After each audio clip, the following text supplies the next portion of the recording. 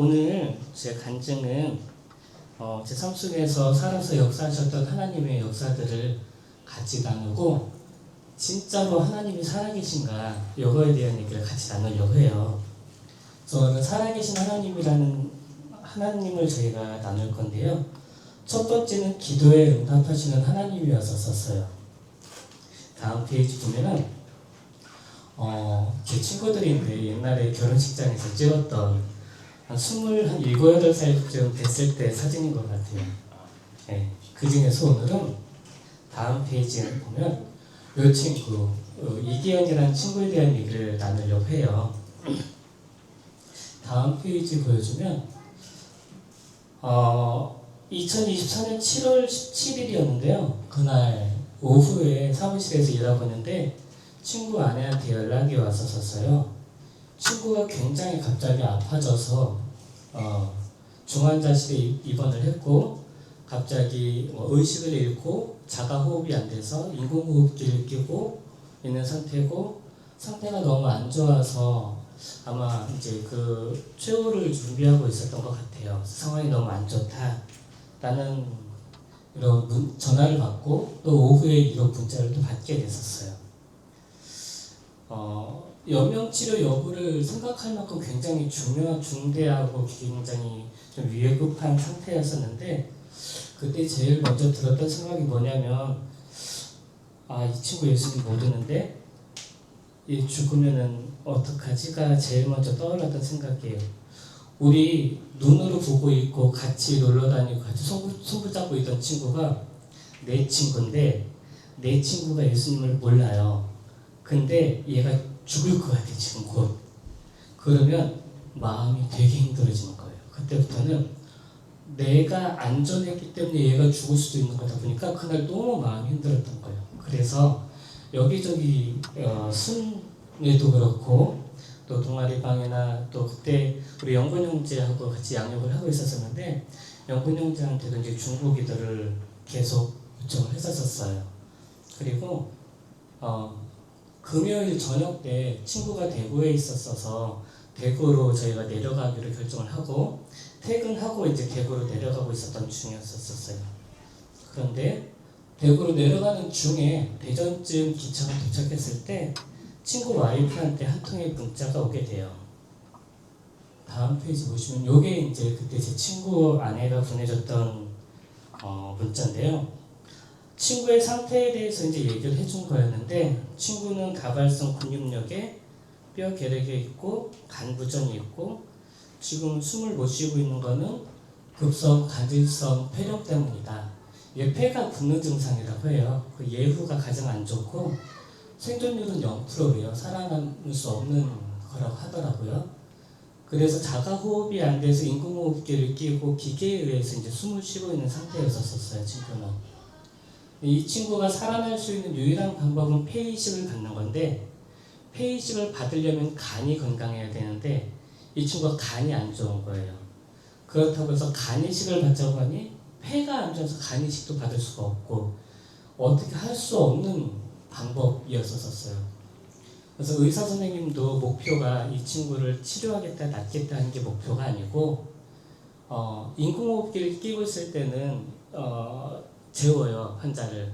이렇게 몸부림치면 기계가 빠지고 하니까 약물로 재우는데 그냥 단 몇 분간이라도 콧줄로 산소를 집어넣고 가족들하고 대화를 하다가 이제 마지막을 맞게 하는 게 좋겠다라는 그게 이제 의사 선생님 최종 목표였었어요. 그리고 그 부모님들도 그렇고 아내도 그렇고 거기에 동의한 상태였고 그래서 최종적으로 이제 화요일쯤에 인공호흡기를 뗍시다. 그리고 콧줄로 산소를 넣어서 운이 안 좋으면 몇 분 안에 이제 하늘나라로 가는 거고 기적이 일어나면 콧줄을 끼고 이제 일반 병실에서 활동을 할 수 있을 거라고 얘기를 했었어요. 상태는 되게 안 좋았고 결국 아내가 기도했던 것도 그냥 잠깐만이라도 한 달간만이라도 곁에 있게 그리고 마지막을 힘들지 않게 해달라는 그런 기도를 저희한테 요청을 했었는데 근데 예전에 목사님이 하셨던 말씀이 기억이 나는 거예요. 목사님이 그때 설교님이 무슨 말씀을 했냐면 하나님이 기뻐하신 일을 구하면 하나님이 응답하신다라는 말씀을 저에게 해주셨던 적이 있었어요. 그래서 하나님이 원하시는 건 뭘까요? 하나님이 원하시는 거는 모든 사람들이 예수님을 믿어서 구원받는 걸 하나님이 제일 기뻐하시는 거였었어요. 그래서 그때부터 간절하게 하나님 기도했어요. 하나님, 이 친구 한 번만 살려주세요. 한 번만 살려주시면 내가 창피한 것도 없이 내가 내려가서 내가 말씀 전할게요. 한 번만 살려주세요 하고 간절히 기도를 했고, 또 순회도 여러분들한테도 이제 중보를 요청을 했었어요. 그리고 하나님께서 그때 마음을 주셔서 좀 믿음의 선포들을 하게 하셨던 거예요. 그때 이제 가족들은 장례를 준비하고 있었고, 친구들도 이제 장례식 입고 갈 옷 이렇게 생각하고 있었을 때, 아니다, 얘 살아낸다, 화요일날 분명히 일반 병실로 올라갈 거다라고 얘기를 하고, 절대 이 아이가 잘못된다는 얘기는 하지 않고 계속해서 하나님이 고치실 거라는 얘기를 그 유족들의 그 가족들한테도 가족들한테도 이렇게 계속 전하고 있었어요. 그 토요일 날 저희가 친구 병원실에 한번 갔었어요. 요게 그 주 토요일인데, 때마침 이날 아침에 순장님이 무슨 말씀을 설교를 하시냐면, 너희가 내 안에 거하고 내 말이 너희 안에 거하면 무엇이든지 원하는 대로 구하라, 그러면 이루리라 라고 하는 주제로 말씀을 설명해 주시는데, 저한테 해주시는 말씀 같았었어요. 하나님이 원하시는 것을 구했으면 그거 하나님이 응답하실 거다라고 저는 그 응답을 받아들였었어요. 그래서 이날 이 말씀 듣고 하나님 응답해 주셨구나라는 마음으로 중환자실에 갔었어요. 저 유림은 뒤에 제 친구가 누워있는 거고, 중환자실은 면회가 안 돼요. 몰랐었어요. 저는 가서 친구 얼굴 보고 얘기하려고 했는데 중환자실은 면회가 안 된대요. 그래서 전날 그냥 친구 저 앞에만까지만 가고, 내 친구는 분명히 회복될 거니까 요 사진 남겨놔야겠다. 그래서 얘 일어나면 내가 이 사진 보여줄 거다. 이거 너 저 뒤에서 사경을 헤매고 있을 때 내가 너 일어날 줄 알고 밖에서 사진 찍어놨던 거야 라고 요 사진 보여주려고 요 사진을 남겨놨었던 거예요. 다음 페이지 보시면, 그리고 나서 토요일은 저희가 친구를 보지 못하고 서울로 올라왔었어요. 올라왔는데 계속해서 저희는 기도를 하고, 화요일날 이 친구가 인공호흡기를 떼는데, 저희는 월요일날 그 주 토요일에 대구 내려갈 SRT 티켓을 끊어놔요. 하나님 고칠 거니까 이번 주 토요일날 분명히 이 친구 만날 수 있을 거야. 그러니까 나는 표 구해놓을 거야. 그래서 표를 먼저 구해놓고 계속 괜찮다고, 얘 회복될 거라고 걱정하지 말라고 얘기를 하고 계속 기도를 하고 있었어요. 친구는 다행히 화요일날 산소호흡기를 뗐는데 다행히 살았어요. 살았는데 상태는 그렇게 좋은 상태는 아니었었어요. 간이 망가지다 보니까 간송혼수가 오게 됐고, 또 폐에 물이 차다 보니까 호흡기를 꼈음에도 불구하고 숨을 제대로 쉴 수 없는 그런 상태, 되게 어려운 시간들을 보내고 있었어요. 그런데 하나님은 놀랍게도 생존율 0%인 이 친구를 위해서 기도하는 기도에 하나님 응답을 해주셨어요. 그래서 되게 어려운 시간과 아픈 시간을 보내면서도 이 친구가 조금씩 회복하기 시작했었어요. 그래서 얼마 지나지 않아서 8월 3일 사진인데요. 이 친구가 이제 인공호흡기도 떼고, 지금 사진 보면 산소줄도 끼지 않고 아무것도 없는 상태에서 자기가 자가호흡을 하고 또 음식을 먹을 수 있는 상태까지, 저희가 이게 7월 22일 날 7월 20일 날 중환자실에 있는 사진이 아까 7월 20일이었고 이게 8월 3일이에요. 그럼 보름밖에 시간이 지나지 않았는데, 의사들이 생존율 0%라고 했던 그 친구가, 살 수 없다라고 하던 친구가 보름 만에 회복이 되어가지고 일반 병실에 있는 모습이에요. 그리고 저희 5월달에 이 친구 만나러 갔었거든요. 지금은 집에서 잘 지내요. 그래서 물론 몸이 완전히 회복된 건 아니지만 하나님께서 이 친구를 살려주셨고, 지금 집에서 이제 생활을 하고 있어요. 8월 3일 날 내려가서 이 친구한테 복음을 한번 전했고요. 1차적으로 전했고 며칠 있다가 그날은 아니지만 그 이 친구가 예수님을 주인으로 영접하는 기도를 하게 됐어요. 그리고 지금도 계속해서 이 친구한테 저희 교회 예배에 들어오라고 얘기를 하고 저희 복음교재 정리한 것도 보내주고 계속해서 복음을 전하고 있어요. 제가 이 얘기를 왜 하느냐, 하나님은요 진짜로 살아계신 분이라서 기도에 응답하세요. 이게 어떤 관념적인 얘기가 아니고 실제적인 얘기인 거예요. 우리가 진짜로 예수 그리스도의 이름으로 기도하면 과학적으로는 이해할 수 없고 의사들은 포기했던 그 사람도 하나님이 고친다고 하면 고쳐지시는 거예요. 이거는 오늘 첫 번째 그 얘기를 하고 싶었었어요. 하나님은 실제 살아계셔서 기도에 응답하시는 하나님이시다라는 얘기를 증거하고 싶었었어요. 두 번째는 하나님은 몸도 고쳐주시는 하나님이셨어요. 제3설에서 다음 페이지 보면 오늘은 지금 맨 끝에 있는 분 얘기인데요. 이게 저예요. 제가 20대 후반의 저인데 제가 허리 디스크가 되게 심했었어요. 그래서 제대로 걷지를 못해서 몇 걸음 걷다 보면 좀 앉아서 쉬고 좀 몇 걸음 걷다가 앉아서 쉬고 할 정도로 허리 디스크가 되게 심했었어요. 그때 사진 찍어 놓은 게 있는데요. 여기 그때 의사 선생님이 이제 2003년 6월에 22년 전에 제가 CT 찍었던 건데 의사 선생님이 사진 너무 잘 나왔다고 되게 감탄했던 사진이에요. 보면 허리 디스크가 터져서 신경을 누르고 있는 상태고 신경이 실제적으로 눌려있는 상태예요. 과학적으로. 실제적으로.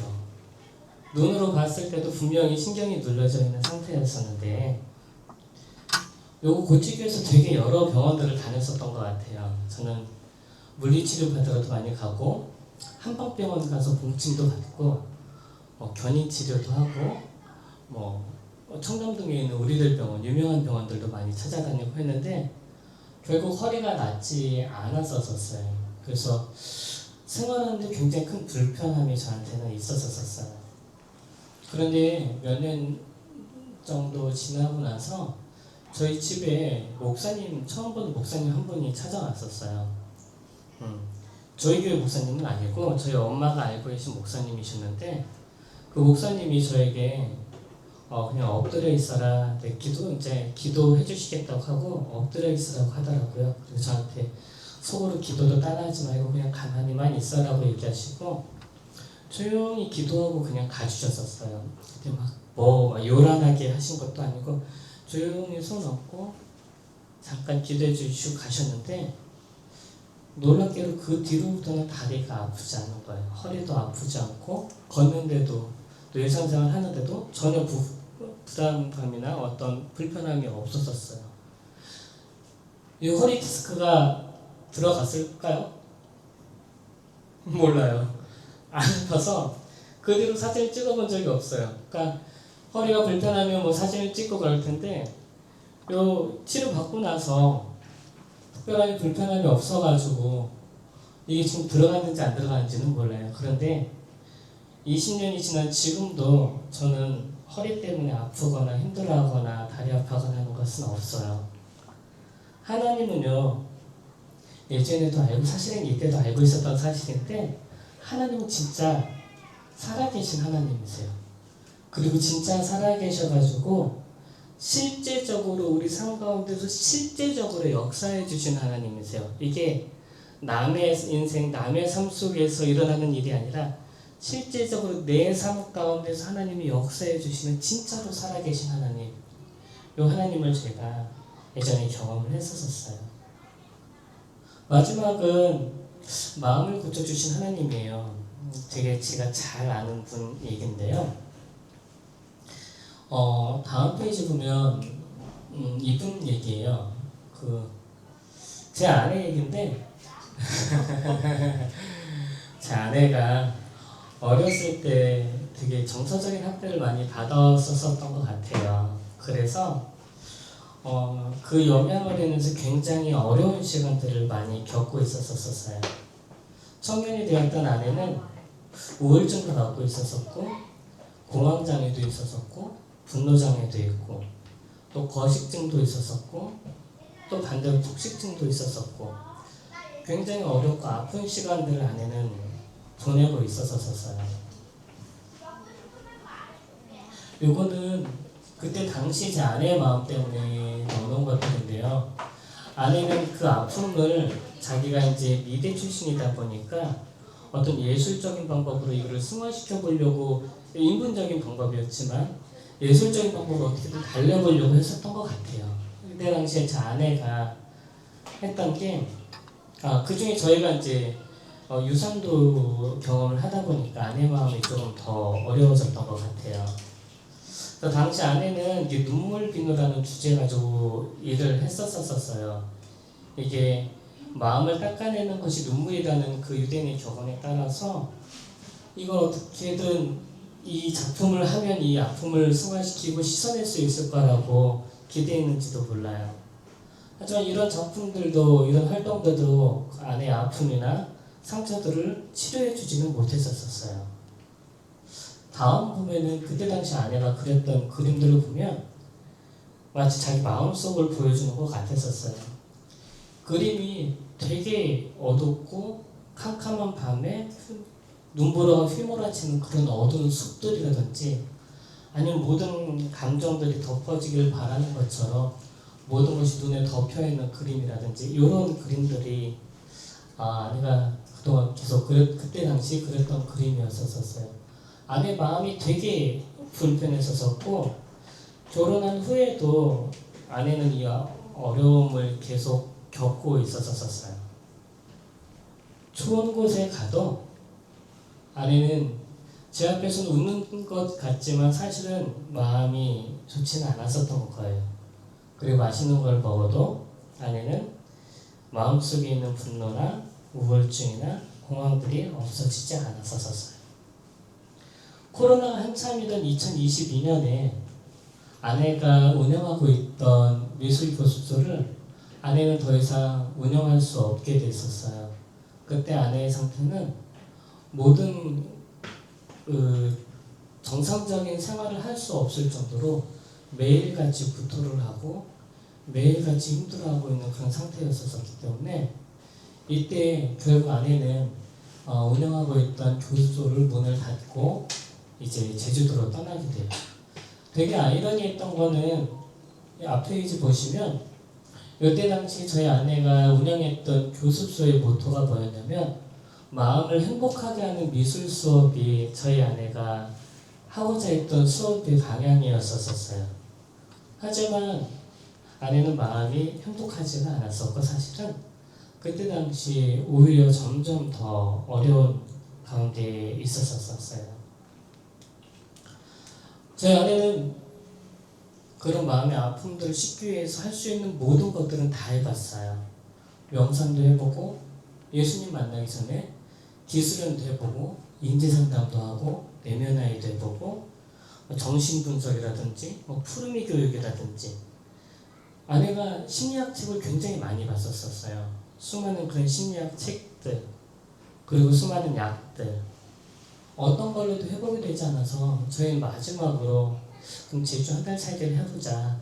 너가 아무것도 안 하면 안 하고 좀 쉬면 회복이 되지 않을까? 라는 생각을 가지고 제주 한 달 살이를 아내에게 제안했고 아내는 제주도로 가게 됐어요. 자, 제주도에서 한 달 사는 동안 우리 아내는 회복이 됐을까요? 네. 안 됐어요. 해맑게 울고 있는데요. 뭔가 특이한 것 보이세요?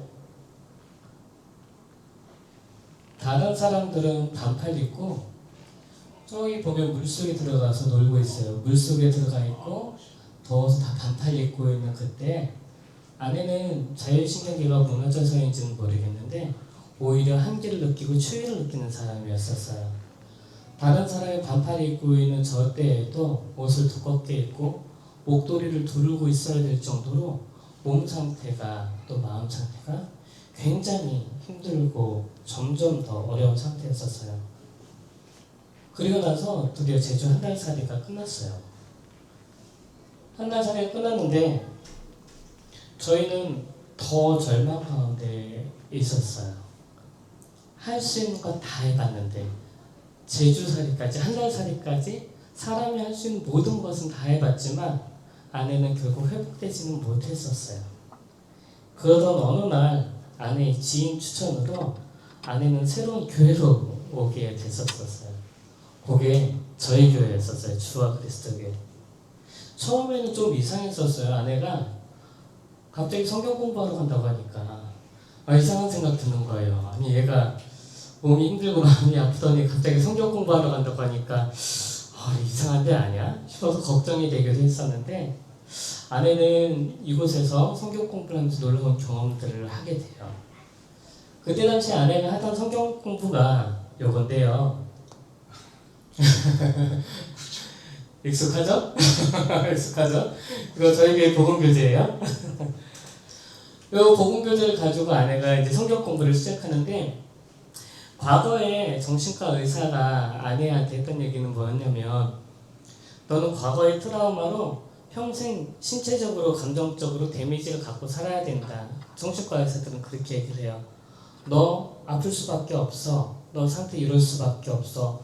선택할 수 있는 게 아니고 너는 옛날 상처와 옛날 트라우마 때문에 그렇게밖에 살 수 없어 라고 의사들은 얘기를 해요. 그런데 이곳에서 말씀 공부하고 암송하는 동안에 아내가 하나님이 주신 자유의지로 이게 선택할 수 있는 문제라는 것을 알게 돼요. 과거 트라우마 때문에 내가 이렇게 살 수밖에 없어가 아니라 이렇게 살지 않을 수도 있어라는 것들을 선택할 수 있구나라는 것들을 배우게 돼요. 그리고 아내는 더 이상 자신이 이 문제를 해결할 수 없다는 것을 고백하고 하나님께 매달리기 시작해요. 아내가 말씀을 하고 말씀을 배우고 또 암송하고 양육하는 과정 중에는 과학적으로 설명 안 되는 일들이 되게 많이 일어났어요. 저희한테는 아내의 입술이 막 말이 바뀌기도 하고 과학으로는 설명이 안 되는 일들이 많이 일어났지만 그럼에도 불구하고 아내는 필사적으로 이 말씀을 암송을 하기 시작했어요. 암송하고 양육받고 계속 암송하고 어떨 때는 하루에 한 구절, 하루 종일 그 한 구절 갖고 씨름하고 암송을 했던 것 같아요. 그런데 놀라운 일이라는 거예요. 암송하고 공부한 지 한 3개월쯤 지났을 때 아내가 자기가 갖고 있었던 모든 약들을 변기에 버리게 되었던 거예요. 자기에겐 더 이상 정신과 약이 더 이상 필요가 없다라고 하면서 자기가 갖고 있던 약들을 모두 다 변기에 버리고 그때부터 아내는 회복이 되기 시작하는 거예요. 저희가 수많은 상담, 굉장히 오랜 기간 동안 상담도 많이 받고 정신기법도 많이 써봤고 약들도 많이 써봤고 쉬어보기도 하고 어떠한 방법을 써서도 회복되지 않았던 사람이 말씀 공부를 시작했을 때에 회복되는 것, 그것도 굉장히 짧은 기간, 3개월이면 저희한테는 굉장히 짧은 기간이었었어요. 굉장히 짧은 기간 안에 아내가 회복되는 것들을 보게 됐었어요. 지금은 아내가 어떤 상태냐면 공황장애로 예전에는 두려워가지고 벌벌 떨던 사람이었어요. 아침에 힘들어했던 그 사람이 이제 스스로 차를 끌고 다니고 운전하고 다닐 수 있을 만큼 하나님이 회복시켜 주셨어요. 그리고 아내는 더 이상 우울해하지도 않고 더 이상 자기가 피해자라고 생각하지도 않고 자기 연민에 빠져있지도 않아요. 매일 겪고 있었던 공황장애도 이제 거의 다 나았어요. 그리고 이제 새로운 선택들을 할 수 있는 사람이 됐어요. 하나님은요, 제 아내의 마음도 이렇게 고쳐주셨던 거예요. 오늘 3가지 얘기를 제가 했어요. 그런데 첫 번째는 기도에 응답해 주신 하나님이었고, 두 번째는 저의 몸을 고쳐주신 하나님이었고, 세 번째는 우리 마음을 고쳐주셨던 하나님이에요.